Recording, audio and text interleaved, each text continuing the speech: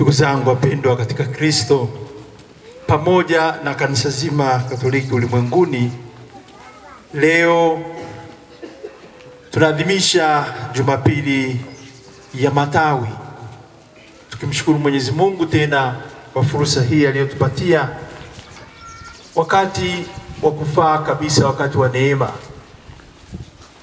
Tunapoadhimisha Jumapili hii ya Matawi, tunalianza Juma Kuu, Juma Takatifu, kama mnavyofahamu, tukiwa tunaelekea kwenye maadhimisho makuu ya Pasaka, yani mateso, kifo na ufufuko wa Bwana wetu Yesu Kristo.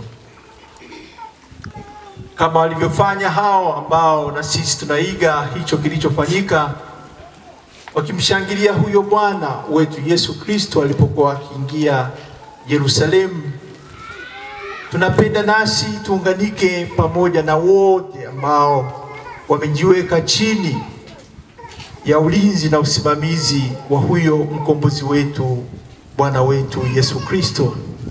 Tumshangilie kama walivyomshangilia hao waliokuwa na imani kuu kwake yeye huyo kama mkombozi.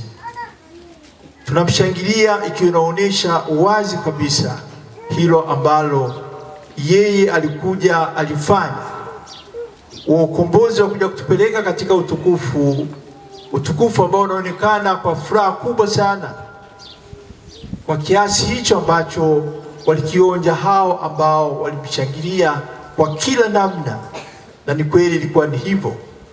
Yeye alikuwa anaelekea huko Yerusalemu, pamoja na haya ambayo yatampata au yaliyompata ya mateso, alikuwa anaenda katika kukamilisha hiyo kazi ambayo Bwana wetu Yesu Kristo alikuja kuifanya, akiwa ameelekezwa kwa vyote na Mungu Baba yake.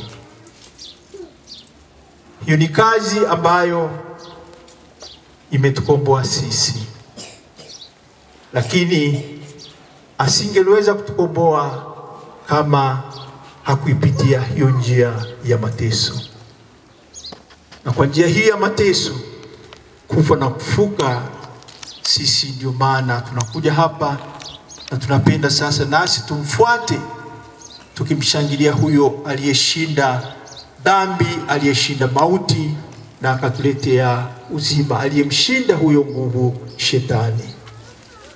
Tunapenda tulifanya hivyo tukikumbuka vile vile kwamba na sisi, kama anavyotukumbusha Mtakatifu Paulo katika waraka wake alioandikia Warumi sura ya 8 hiyo mstari wa 17, kwa nguvu huyo Roho Mtakatifu ambaye ni Bwana yetu Kristo mwenyewe alituahidia kwamba tukuja awe nasi, tunafanya watoto wa Mungu.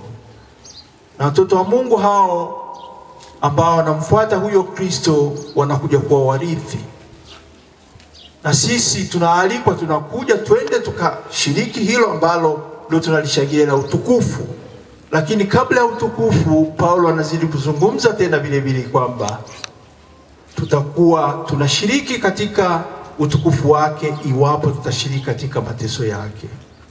Ndugu zangu, mimi nawaombeni, na kuinaelezwa kila tunapofanya ya maadhimisho ya siku zote hizo tatu kuu muhimu, hiyo siku ya Alhamisi Kuu, Ijumaa, pamoja na kwenye ufufuko Jumamosi kuamkia Jumapili ya ufufuko, yataelezwa hayo mafumbo matakatifu namna yake, jinsi Bwana alivyotukomboa.